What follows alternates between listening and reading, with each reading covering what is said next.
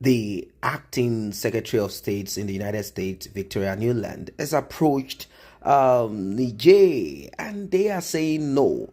We are not interested in your negotiation. We are not interested in your peacekeeping mission. We are not interested in whatever overtures that you're coming up with.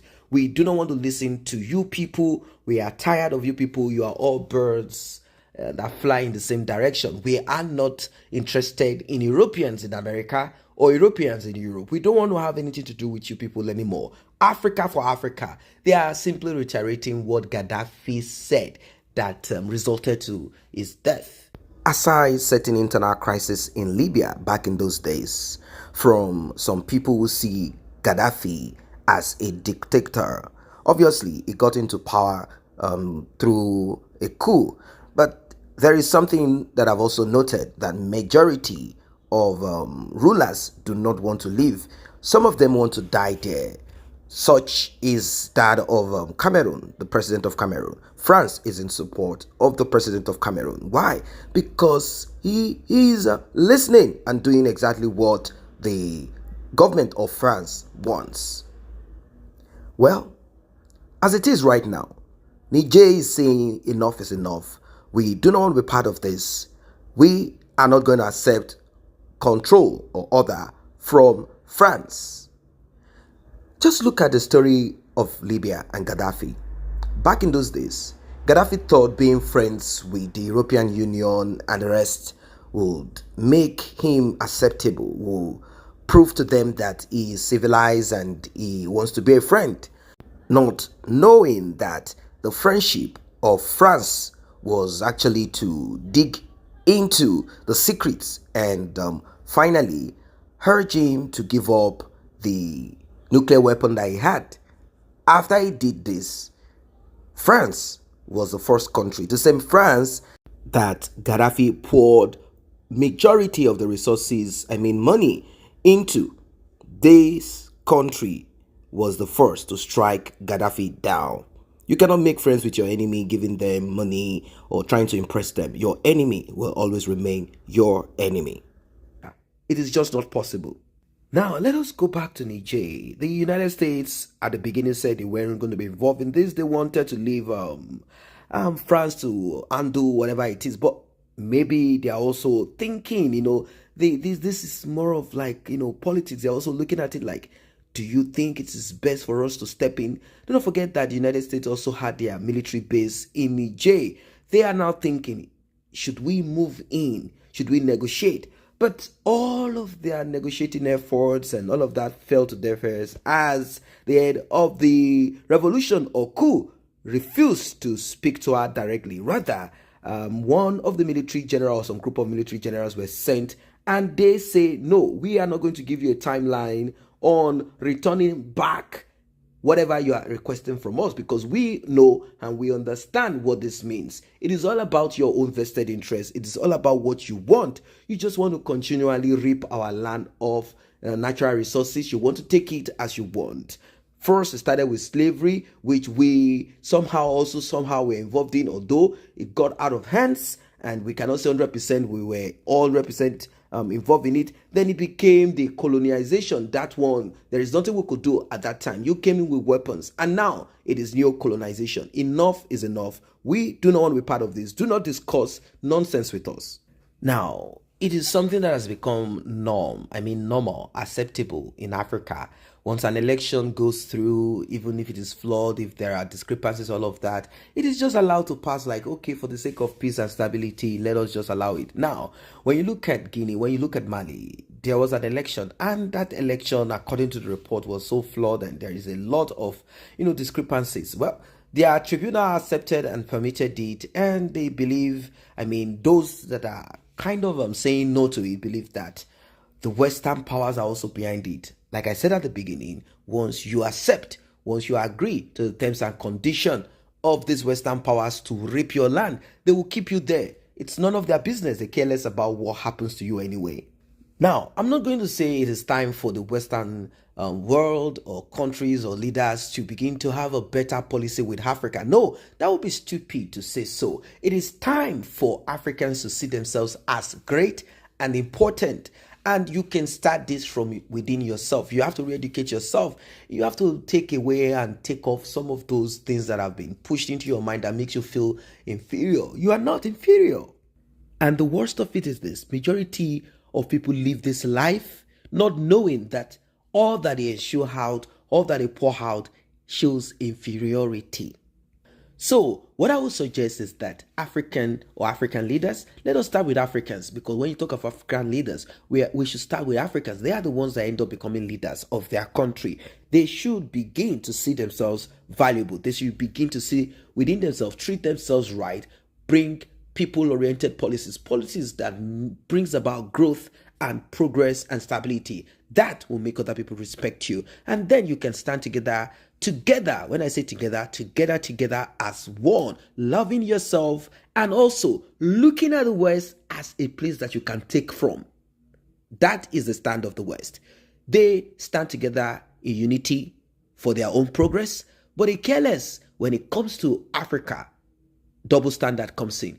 They are a little bit lax, they're a little bit relaxed, they care less. That's how it works. So this is what Africans should begin. Now, about the aid that most of these Western country always pretend, many of these rulers, I don't want to call them leaders in Africa, are greedy. They are very wicked people. They're always opening their hands. They need more foreign aid. And these Western countries are the one that determine and say, this is the amount of aid that we have granted or we have given to you. They are the one that put prices on it. And it's so strange. We are talking of countries that are oil rich. We are talking of countries that are rich with resources and all of that. And you are still opening your hands like dumb people, if not because your government are wicked, stupid, ignorant, and all of that. And we also have to train ourselves. We also have to build up ourselves, because we keep talking of government every day. These people that we call government or politicians or business people or wherever it is, they also came from a family. So I don't want to refer to them just as the government. I'm talking about the people themselves. It's time for us to begin to address certain things about ourselves as human beings. We should stop this crab mentality. We should stop this rat race. We should stop this hatred against each other, wickedness, evil. A lot of it ensues out of us. That is the reason why they can penetrate, because where there is so much evil, where there is so much of this wickedness, it is easy to penetrate, because there will be a lot of people against each other. It is very easy to introduce something that will create more, that will create that environment of selfishness. Look at Niger, a country that lives on aid funds from the European Union. Like, seriously?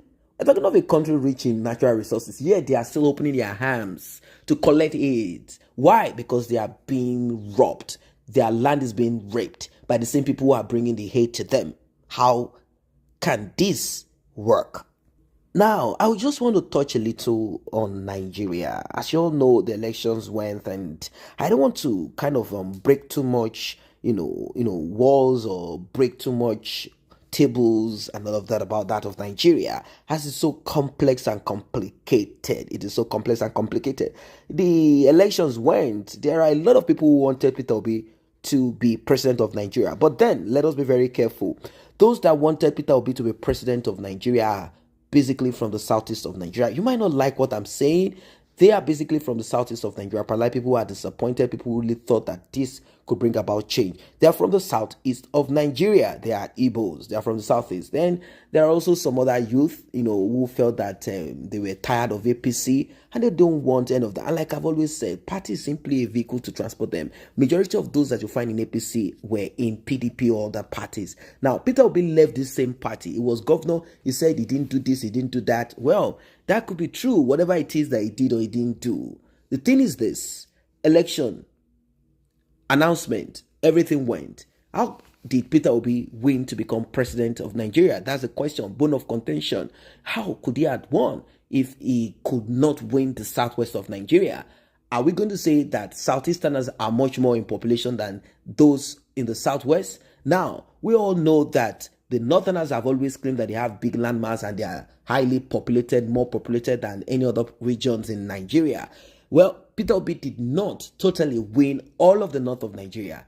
That's it. He didn't win all of the north of Nigeria. But Now, let us now look at it. Saying Peter Obi won, Peter Obi did not win, who did not win. That should not even be the crux of the matter. We should begin to grow out of this. Do you know why I'm saying this? Look at the United States of America. Donald Trump came in as president of Nigeria. He wasn't part of this political crew and all of that, but he had a problem. He had some flaws in him, even though he also had some exceptional things in him. He knew that there were some dirty politics that were being played. For example, he looked at the, NATO, and he said, look, what nonsense is this? Why are you guys asking us to bring more money to join you guys together to have weapons against Russia, whereas your folks are buying from Russia? You're empowering Russia, you are giving Russia money, and Russia is supplying you with gas to keep you warm. What kind of nonsense is this? And they said, oh, it's because you are married to a woman who hails from the Russian Federation, I mean, the USSR back then. And they started saying all sort of things. And they said, oh, Russia has secrets.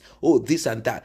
Regardless of this, the truth is this. Let us be sincere. Look at the United Kingdom. They kicked out Boris Johnson. Why are these countries functioning this way? It's because they have a synchronous system put in place. System is the most important of all that we are talking about. Once you have a system that has been established, like a foundation of a house, built strongly with pillars and posts and all of that, it doesn't matter what kind of paint you put on it. It doesn't matter who comes in. If it's a dumb person, a party boozer like Boris Johnson, or a man like Donald Trump who felt like, okay, you know what? We have to use racism. I have to use all of this to achieve whatever I want to achieve. Always lambasting those that are not Caucasian like himself. We saw what Donald Trump did, and eventually was kicked out because he thought the United States, it's like his own empire, like his own company that he had to run, and he was kicked out. That is what we are talking about. A system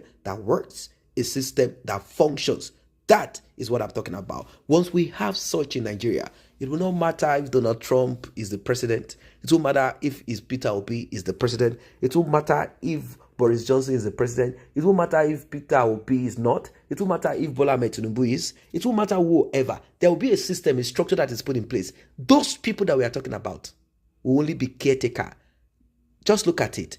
Can the caretaker of your house determine and decide whatever he or she wants? No. He is a caretaker. She is a caretaker. These people are servants. They are caretaker. They are not supposed to come in and do and undo, because there should be an already established law, policies that are people-oriented. These are things that we need to look at and also build up ourselves as people. You cannot ever call one president or senator Sai Baba, father. No, he's not your father. You know who your father is. Stop referring to these politicians or to these people as fathers. No, it's a bad culture. You say it's our culture. It's a dirty culture. They are not your father. They are not your mothers. They are there to serve. They are supposed to earn minimum wage. Once all of these things are looked at, I think we will arrive to the right direction in Africa. If we do not, we'll waste our time. Like and share this video. Subscribe to this channel. See you in the next update.